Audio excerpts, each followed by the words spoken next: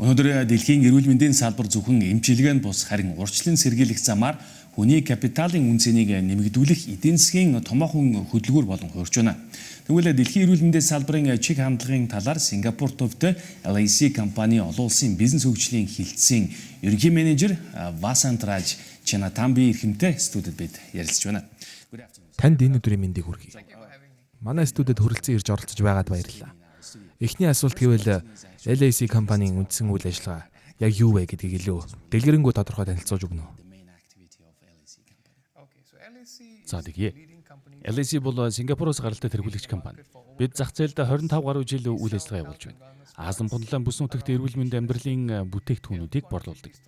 Одоогоор бид Сингапур, Малайз, Филиппин, Тайван, Вьетнам, мөн Хонконг зэрэг орнуудад нийт 250 салбартай.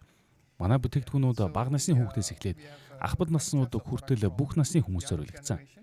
Манай бүтээгдэхүүнүүд шинжлэх ухаанд суурилсан найрлага мөн дорны уламжлалт мэдлэгийг өрний технологитой хослуулан шийдэлтээр үндэслэдэг.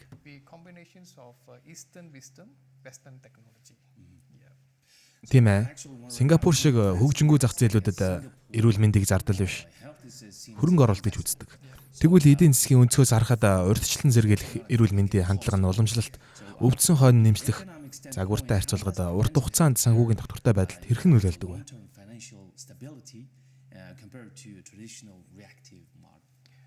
Тийм ээ, таны хэлж байгаатай санал нэг. Сингапур төдийгүй олон улс төр дундаа монголч хүмүүс эрүүл мэндийг хөрөнгө оруулалт гэж харах хандлага нэмэгдэж байна. Учир нь урьдчилан сэргийлэх нь эмчлэхээс дээр гэдэг ойлголт байдаг. Хэрвээ хүмүүс эртнээс эрүүл мэндийн анхаарч эхэлбэл хожим архаг өвчний улмаас эмчилгээний зардалд их мөнгө зарцуулах шаардлагагүй болно. Харин өвчсний дараа юм ууж эхэлдэг реактив хандлага нь илүү их зардалтай. Урьдчилан сэргийлэх аргаар явбал хүмүүс урт хугацаанд илүү бүтээмжтэй болж эмчилгээний зардлаа хэмнэнэ.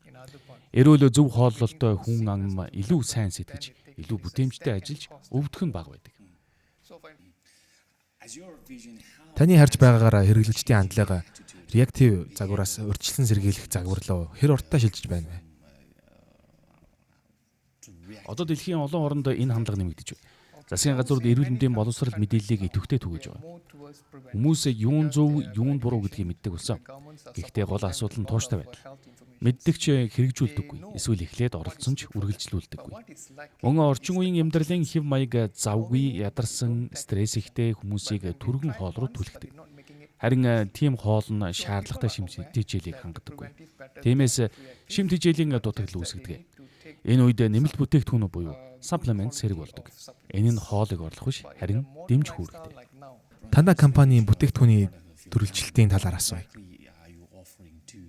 Та бүхэн яг ямар бүтээгдэхүүнүүд санал болгодог вэ? Сингапур дахь толгой компани маань 600 гаруй төрлийн бүтээгдэхүүнтэй. Жишээлбэл дархлаа дэмжих бүтээгдэхүүн манай хамгийн их борлуулалттай бүтээгдэхүүн. Дэлхийд даяар бараг 250 сая ширхэг борлуулагдсан. Мөн гоо сайхны бүтээгдэхүүн. Монголчууд гоо сайхандаа их анхаардаг шүү дээ. Японоос орж ирдэг коллаген бүтээгдэхүүнүүд бий. Жим барих, фитнес бүтээгдэхүүн, пребиотик бүтээгдэхүүнүүд хүүхдээс ахмад хүртэл. Мөн детокс бүтээгдэхүүнүүд гэх мэт. Нийт 5 үндсэн ангилалтай. Бид өөрсдөө нэг доороос бүх төрлийн бүтээгдэхүүн авах боломжтой брэнд гэж тодорхойлдог. Мөн спортын шин тэжээлийн бүтээгдэхүүнүүд ч бас бий. Та Монголын зах зээлийг хэрхэн харж байна вэ? Монгол бол бидний хувьд маш сонирхолтой зах зээл. Бид энд 2 жил гаруй ажиллаж байна. Одоогоор 5 салбартай. Энэ жил дахин 5 салбар нээхээр төлөвлөж байна. Бид 56 гаруй төрлийн бүтээгдэхүүн санал болгож байгаа. Монголчууд эрүүл мэндэд анхаарах хандлага өндөр, урьдчилан сэргийлэх тал руу чиглэж байна. Гэхдээ зах зээлд илүү их боловсрол мэдээлэл хэрэгтэй.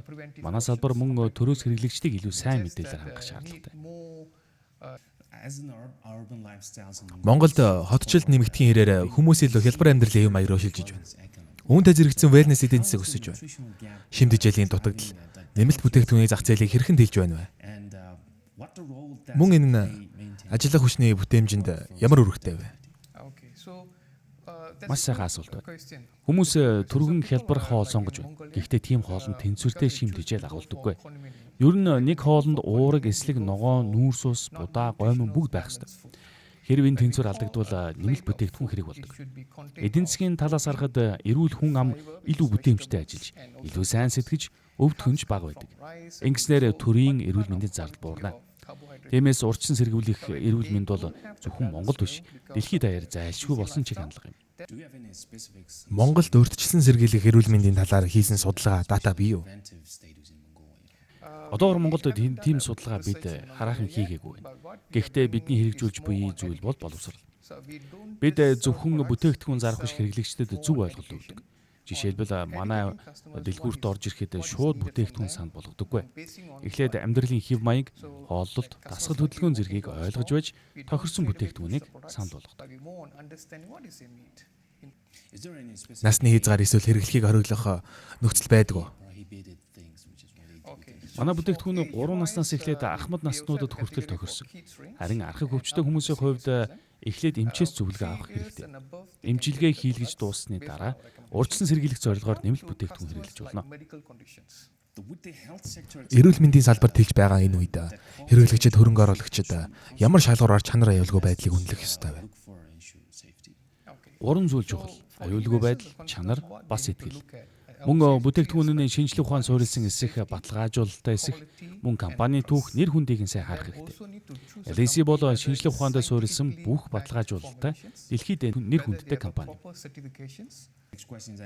Өндөр чанартай шинэ дижил яагаад хүний капиталын хамгийн чухал хэсэг вэ? Учир нь эрүүл мэнд бол хамгийн гол капитал шүү дээ.